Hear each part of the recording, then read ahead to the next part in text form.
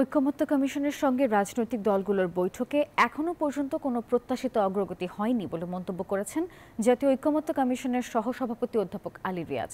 মঙ্গলবার সকালে রাজধানীর ফরেন সার্ভিস একাডেমিতে কমিশন এবং রাজনৈতিক দলগুলোর সঙ্গে বৈঠকে এসব কথা বলেছেন তিনি।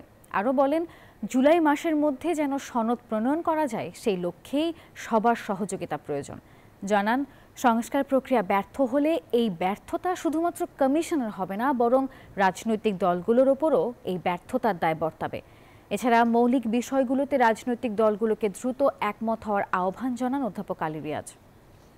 সময়ের স্বল্পতাকে বিবেচনাটা করুন, যাতে করে আমরা খুব দ্রুত জুলাই মাসের মধ্যেই একটা জাতীয় সনদ প্রণয়ন করতে পারি। মৌলিক বিষয়গুলোকে যেন এই জাতীয় সনদে সকলের বা অধিকাংশের বা যতদূর সম্ভব সকলের মতামতের মধ্যে দিয়ে আমরা এক জায়গায় আসতে পারি।